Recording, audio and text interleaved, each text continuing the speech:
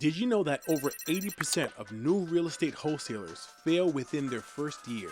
Many people enter the wholesaling industry lured by promises of quick profits and financial freedom, only to encounter challenge after challenge after challenge, and that completely kills their goals and their ambitions. So what's really going on? Why do so many aspiring wholesalers struggle to succeed? Well, today I'm peeling back the curtain and exposing some of the most overlooked realities of wholesaling real estate. And I'm going to give you the keys to unlocking your wholesaling success. So let's jump into it.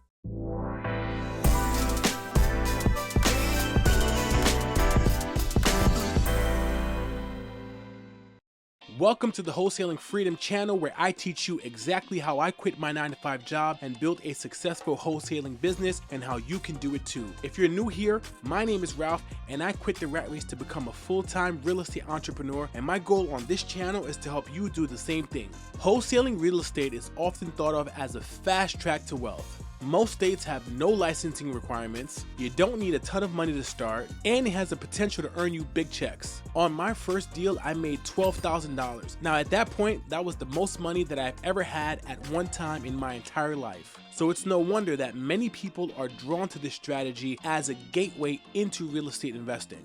But the truth is, it's not that easy. If it were that easy, everyone would do it and be rich. Wholesaling is full of challenges that may not always be apparent at the outset. Here are some of the top challenges you will likely face as a new wholesaler, and here are some of the pitfalls you may experience. Number 1, overestimating property values. Understanding how to properly calculate ARV, or after repair value, your MAO, or max allowable offer, and renovation costs is key to being successful as a wholesaler. But the problem is, most new wholesalers never spend the necessary time to learn and perfect their craft. They have a get-rich-quick mentality, and they just jump behind the wheel without knowing which one is the gas and which one is the brakes. If you're just trying to make a few bucks quickly, then honestly, wholesaling is not for you. But if you're serious about building a successful wholesaling business and closing deals month after month, then take the necessary time to understand what you're doing. Number 2, underestimating the amount of time and work it's going to take.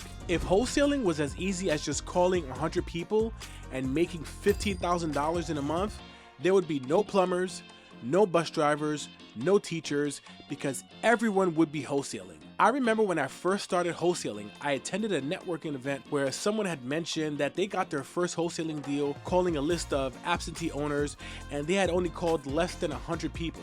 Now this is what we call a unicorn.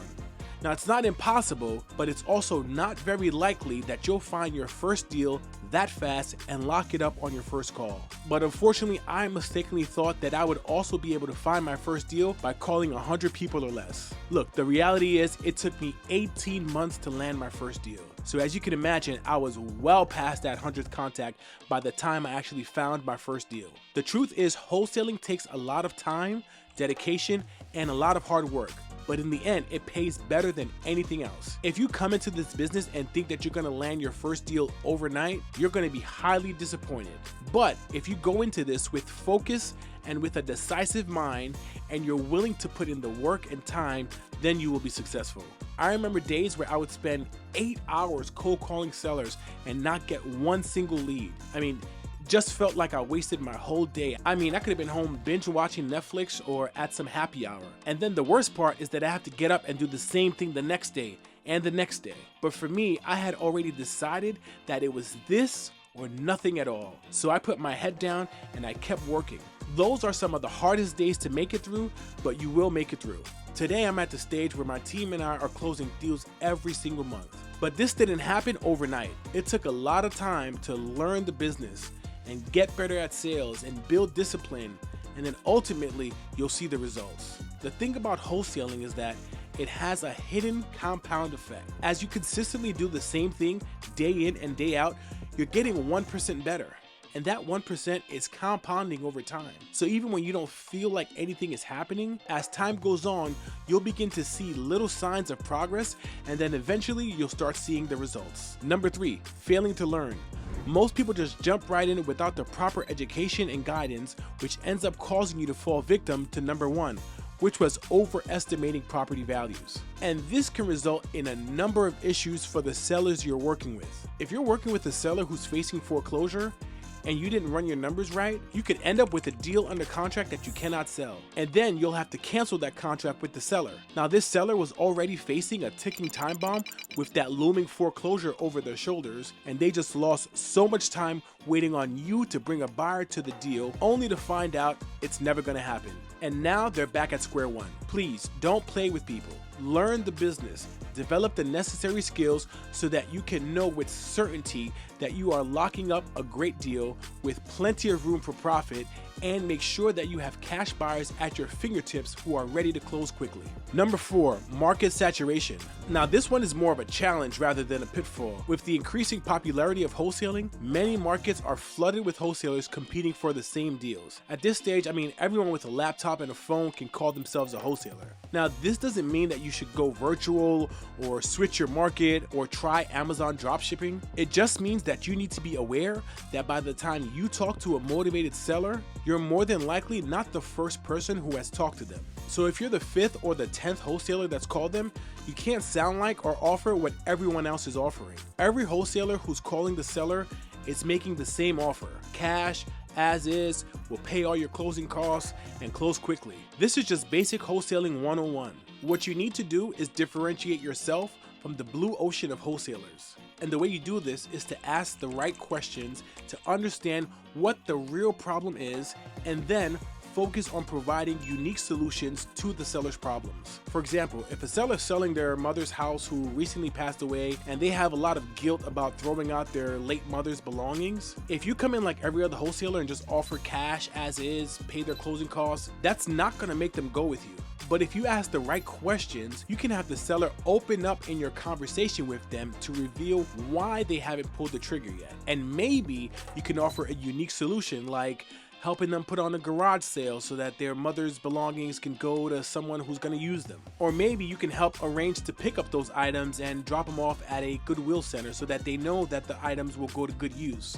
These small things can help you build rapport with sellers, and this will end up helping you win the deal. Number 5, lack of support. New wholesalers often operate in isolation without mentorship or guidance, leading to costly mistakes. One of the hardest parts about being a wholesaler is how alone you can feel sometimes. You're starting a venture into an industry that most people never venture into, which is real estate investing. And on top of that, you're using a strategy that most people have never even heard of, which is wholesaling.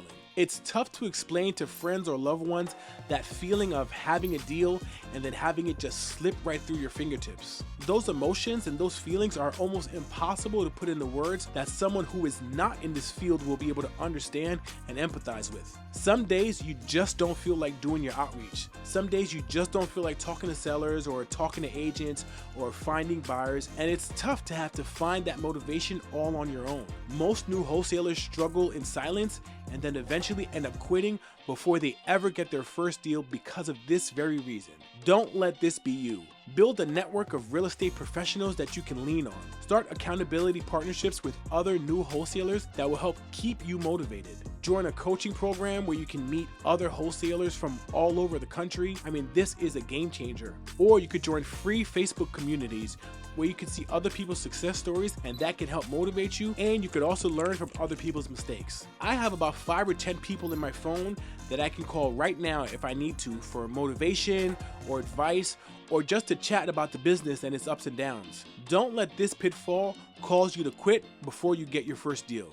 If you're new to wholesaling, drop a comment below, share what market you're in so that other people can connect with you. Number 5, ethical dilemmas. The idea of engaging in questionable or unethical practices to close deals can be very tempting, but at the end, it only jeopardizes your long-term success and integrity. This kind of goes back to learning the business. In your learnings, make sure you're getting information from the right sources so that you're always operating legally and ethically. If you have a question about how to do something the right way, ask a reputable wholesaler or colleague in your market and then get a second opinion. I can't stress this enough. Over the years as I've been wholesaling, I've heard and seen countless people in the industry lose everything because of poor decisions. And look, I don't care how much money you can make. It's not worth your freedom and it's not worth your peace of mind. Never lie to sellers. Don't take advantage of people who are in difficult situations. Whenever I'm working with a seller, I always think, what if this was my mom or my dad that someone was working with? How would I want that person to treat my parents? If you're going into contract with someone, make sure that the seller understands the terms of the agreement. Literally, when I'm signing a contract with the seller, I'll sit with them or I'll go through it over the phone while they look in their email, and we go through the contract line by line. I explain each paragraph and I make sure that they understand what they're signing. If you're in an attorney closing state, your seller's probably going to have to use an attorney anyway to close, but still, you should make sure it's a priority that you're communicating openly and transparently with every seller you work with. Always operate ethically and with integrity, and prioritize honesty and transparency in all of your dealings with sellers and buyers. All right, guys, so these are the top 5 challenges and pitfalls that most new wholesalers fall into. Now that you know them, it's up to you to be prepared.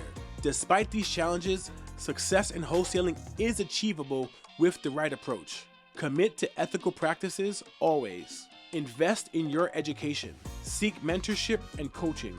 Build a network of accountability and support. Stay consistent despite your motivation. And lastly, never stop learning and building your skills. Wholesaling real estate offers opportunities for financial freedom, but it's not without challenges. Approach wholesaling with a commitment and a passionate drive, and you'll be better positioned to not only succeed, but to thrive.